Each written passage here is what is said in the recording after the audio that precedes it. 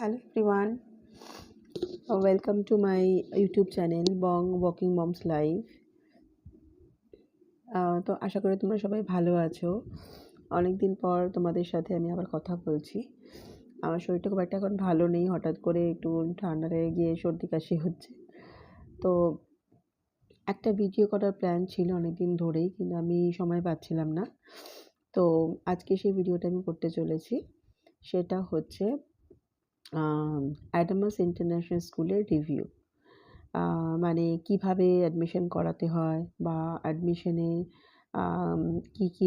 কীরকম ধরনের কোয়েশ্চেন করতে পারে বাচ্চাদের, পেরেন্টসদের কীরকম কী ইন্টারভিউ হয়, কত অ্যাডমিশনের জন্য কত টাকা লাগে, এই সমস্ত কিছু আমি আজকে বলতে চলেছি এই ভিডিওটাতে। তো তোমরা কিন্তু ভিডিওটা শেষ পর্যন্ত দেখো, তাহলেই তোমরা সমস্ত ইনফরমেশন পেয়ে যাবে। আচ্ছা, আমি থাকি সোদপুরে, আর আমার 2 মেয়ে তোমরা তো জানো। ওদের 4 ইয়ার্স এজ। তো ওদেরকে এখন ওরা কেজিতে পড়ছে। তো ওদেরকে আমি ভাবছিলাম যে এবার আমি একটা কোনো বড় স্কুলে দেব। তো সোদপুরে তো অনেক কয়েকটা ভালো ভালো স্কুল আছে, কিন্তু একটা ইচ্ছা আছে যে ইন্টারন্যাশনাল স্কুলে দেব। সেই জন্য ভাবলাম যে তাহলে আমি একটু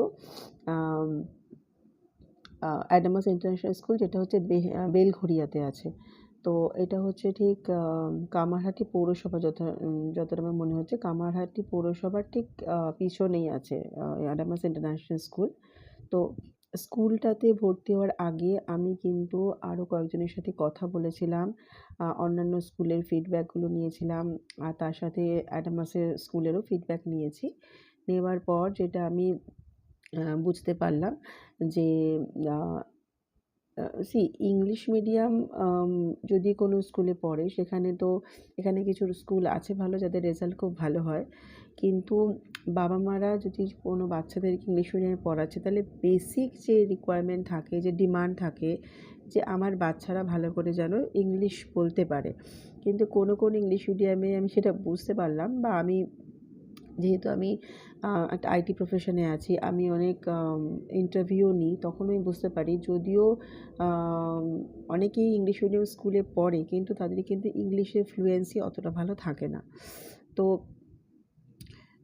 আমি অনেকের থেকে কথা বলে জানতে পারলাম ফাইনালি যে অ্যাডামাসের কিন্তু রেজাল্টও খুব ভালো, আর ওখানে স্কুলের এনভায়রনমেন্টও খুব ভালো।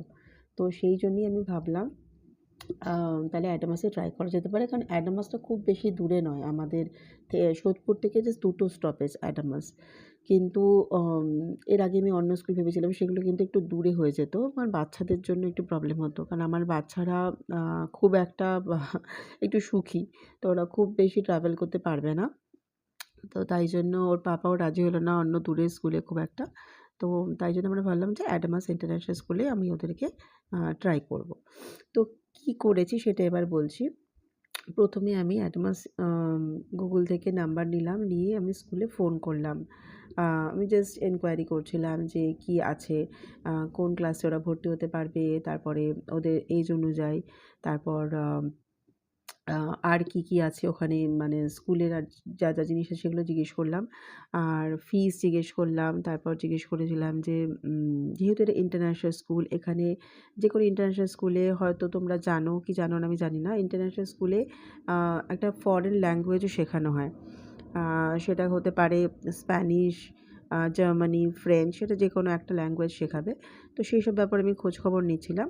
তো ওনারা আমাকে বললেন যে আপনি একদিন আসুন, দেখে যান, স্কুলে এসে ডাইরেক্ট কথা বলে যান। তো আমি তখন স্কুলটা দেখাও আমার ইচ্ছা ছিল। তো আমি আর আমার হাসব্যান্ড তখন স্কুলে যাই। গিয়ে ওখানে প্রথমে আমি ওই যেটা আর কি অফিস রুম আছে, বা I think that is reception kind of thing, ওখানে যাই। গিয়ে আমি একটু কথা বলি যে কী আছে। তো ভালো করে ডিটেলসে সব কিছু জানলাম। জানার পরে আমাকে উনি বললেন যে যদি 4 ইয়ার্স হয়, তো 31st মার্চ যদি বাচ্চার এজ যদি 4 ইয়ার্সই থাকে, তাহলে ওরা কেজিতে ভর্তি হতে পারবে। তো কেজি মানে অ্যাডামাস ইন্টারন্যাশনাল স্কুলে কেজি মানে জুনিয়র কেজি। তো এরপরে আবার সিনিয়র কেজি আছে, তারপরে 1-2 যেরকম আছে। তো এখন ওরা কিডসিতে পড়ে, তো ওদের 31st মার্চে ওরা 4 ইয়ার্সই থাকবে। তো আমি তাহলে ভাবলাম যে তাহলে ঠিক আছে, কেজিতেই ওরা ভর্তি হবে। তো যাই হোক, ওরা আমাকে বলল যে আপনাকে একটা লিঙ্ক পাঠানো হবে, আপনি ওই লিঙ্কে সমস্ত ডিটেলস ফিল করে আপনি আমাদেরকে পাঠাবেন, সাবমিট করবেন, তাহলে আমরা ডিটেলসটা পেয়ে যাব। তো আমি ইমেলে আমাকে ওরা লিঙ্ক পাঠালো, যেহেতু আমার 2 মেয়ে, তো দুটো আমি লিঙ্ক পেয়েছি, দুটো ইমেল পেয়েছি। পাওয়ার পর আমি লিঙ্কের মধ্যে সমস্ত ডিটেলস দিলাম বাচ্চাদের। তো ওখানে ডকুমেন্টগুলো আপলোড করতে হলো, যেমন বাচ্চার বার্থ সার্টিফিকেট, আমাদের পেরেন্টসের, যেহেতু আমরা দুজনেই জব করি, তো আমাদের দুজনেরই স্যালারি স্লিপ, তারপরে আমাদের আইডেন্টিটি প্রুফ, তো এইগুলো লাগে। এই সমস্ত কিছু, বাচ্চাদের ওই ভ্যাকসিন কী সব দেওয়া আছে কিনা, এই সমস্ত সার্টিফিকেটগুলো আপলোড করা হলো। তারপরে ওটা সাবমিট করেছি। তো এটা ফর্মের জন্য ওখানে খরচ হচ্ছে 1200 করে একটা বাচ্চার। তো ফর্ম সাবমিট করলাম। ফর্ম সাবমিট করার পর ওখানে তারপরে আমি পরে ওদেরকে কল করে জানালাম যে আমার এরকম ফর্ম সাবমিট হয়ে গেছে। তো ওরা আমাকে একটা ডেট দিল। আচ্ছা, এটা আমি করেছি মোটামুটি সেপ্টেম্বর মাসে 2024 এ, কারণ আমার বাচ্চা ভর্তি হবে এই 2025 এ। তাই জন্য আমি একটু আগে থেকেই খোঁজ নিয়ে এগুলো করেছি। তো ওনারা আমাকে বললেন যে ওখানে পুজোর আগেই মানে বাচ্চার ইন্টারভিউ নেওয়া হবে। সরি, আমার প্রচণ্ড সর্দি হয়েছে। তো আমাদের একটা ডেট দিল যে ওই দিন যেতে হবে। তো যদিও সেদিন আমার হাজব্যান্ড, যেহেতু ও হায়দ্রাবাদে থেকে কাজ করে, তো ওখানে চলে যাওয়ার কথা ছিল, কিন্তু শুধু ইন্টারভিউটার জন্যই ও ওটাকে পোস্টপোন করলো। তো ইন্টারভিউতে বাচ্চাদেরকে নিয়ে আমরা দুজনে গেছি ওখানে। তো আমি ভিডিওটা দেখাচ্ছি যেদিনকার গেছিলাম, সেদিন ওরা কীভাবে কী ড্রেস পরেছিল বা আমরা কী পরেছিলাম, সেটা ভিডিওটা দেখো। স্মাইল কর। তো দেখলে আমি আর আমার হাজব্যান্ড দুজনেই ফর্মাল পরেছিলাম, কারণ আমাদের বলা হয়েছিল স্কুল থেকে যে ফর্মাল পরে যেতে ইন্টারভিউর দিনে। তো আমরা দুজনেই ফর্মাল পরে স্কুলে গেছিলাম। তো এরপরে প্রথমে যখন ওখানে গেলাম, তখন ওখানে যাওয়ার পরে আমাদের বেসিক কিছু জিনিস জিজ্ঞেস করেছিল, তারপরে আমাদের ওয়েট করতে বলল। তো ওয়েট করার পর আমাদেরকে বাচ্চাদেরকে প্রথমে নিয়ে গেল। বাচ্চাদেরকে নিয়ে যাওয়ার পর তো বেশ কিছুক্ষণের মধ্যে, মানে খুব একটা বেশি সময় লাগেনি, কিছুক্ষণ পর বাচ্চাদেরকে দিয়ে গেল আমাদের কাছে। তারপর আমাদেরকে ডাকলো, বাচ্চা সমেত আমাদেরকে ডাকলো। তো যাওয়ার পরে আমাদেরকে খুব বেসিক কিছু কোয়েশ্চেন করেছিল যে আমরা কী করি। তারপরে যখন জানলো যে দুজনেই আমরা জব করি, তো বাচ্চাদেরকে কীভাবে সময় দিই সেগুলো একটু জিজ্ঞেস করেছিল। আর আমাদের সামনে বাচ্চাদের কিছু কোয়েশ্চেন করেছিল, যেমন তুমি একটা চকলেট দিয়ে জিজ্ঞেস করেছিল যে চকলেটটা তুমি কি মুখের মধ্যে কী নিলে, বা তোমার এটা কালার কী, তোমার মানে কিছু কালার্স নিয়ে কোয়েশ্চেন করেছিল। তো আমার বাচ্চারা সব কিছু কোয়েশ্চেনের আনসারই দেখলাম দিতে পারলো। তো তারপরে হয়ে গেছিলো। হওয়ার পর ওরা বলল যে ঠিক আছে, আপনাদের 2-3 দিনের মধ্যে কল করে জানিয়ে দেওয়া হবে যে বাচ্চারা সিলেক্টেড হয়েছে কি হয়নি। তো আমরা চলে এসেছিলাম। তো 2 দিন পর আমাদের কল করা হলো যে ওরা সিলেক্টেড হয়ে গেছে। তো এবার আমাকে অ্যাডমিশনের জন্য যা অ্যাডমিশন ফিস আছে সেটা পে করতে হবে। সেটা একদিন দিন বলল। সেইভাবে গিয়ে আমি পে করে এসেছি। নাও এবার আমি বলে দিই স্কুলের টাইমিংটা কি আছে। তো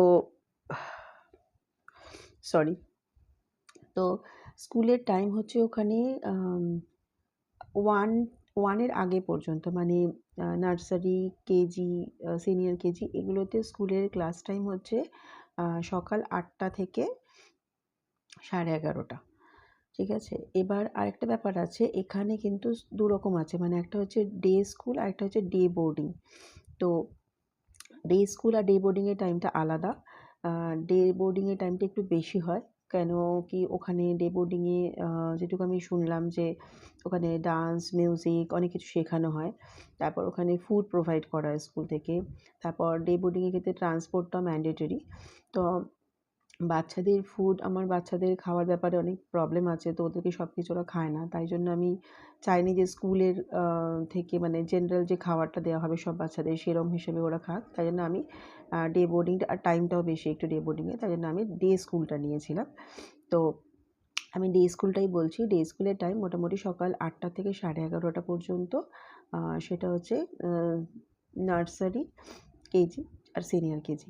ক্লাস 1 থেকে টাইমটা হয়ে যাবে 9:45 থেকে স্টার্ট হবে ক্লাস। আর এটা চলবে 3:30 এরকম কিছু সময় পর্যন্ত চলবে। তারপর হচ্ছে নেক্সট সেটা হচ্ছে যে স্যাটারডে সানডে নর্মাল ছুটি থাকবে। আচ্ছা, এবার আমি আমার বাচ্চাদের ডে স্কুলে ভর্তি করেছি, যেটা আমি বললাম। এবার চার্জেস, আমি স্কুলের যে ফিসটাও বলে দিচ্ছি এখানে। ফিসটা হচ্ছে মোটামুটি, যদি ডে স্কুলে করা হয় তাহলে সেটা হচ্ছে, যদি আমি এই বছরের ফিসটা বলছি, এটা কিন্তু চেঞ্জ হতে থাকে। আর প্রত্যেকটা ক্লাসেও চেঞ্জ হবে, মানে প্রত্যেকটা ক্লাসের কিন্তু ক্লাসের ফিস কিন্তু সেম নয়। তো আমি আমার বাচ্চাদের ভর্তি করিয়েছি কেজিতে, মানে কেজি মানে এখানে জুনিয়র কেজি। তার কী লেগেছে সেটা আমি বলতে পারি।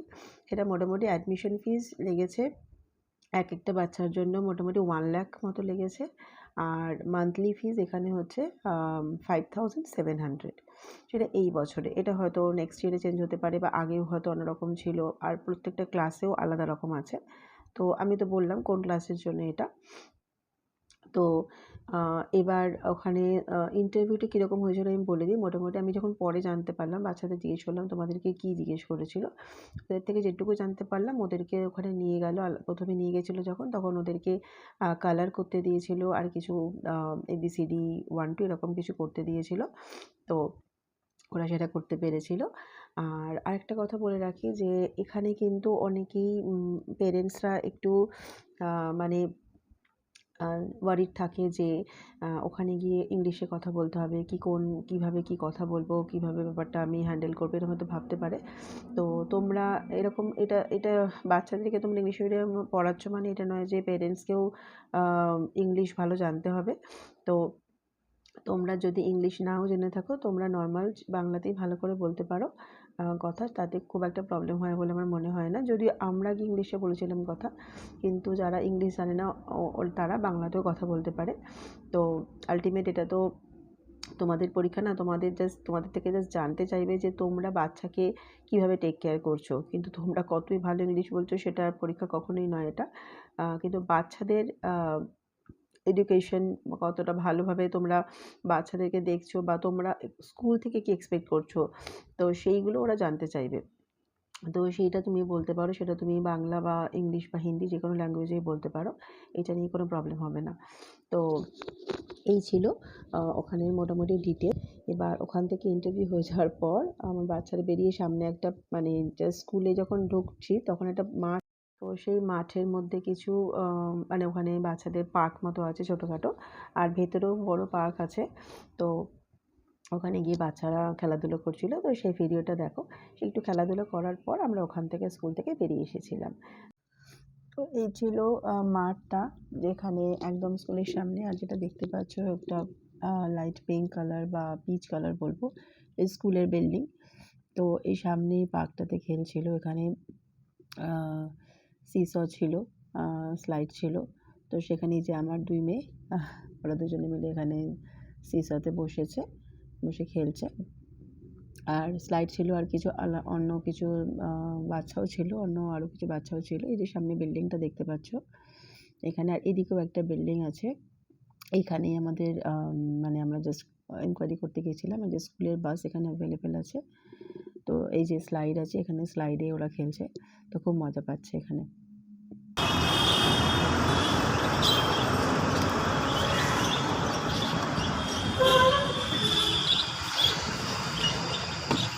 Be careful, be careful. Oh, be careful.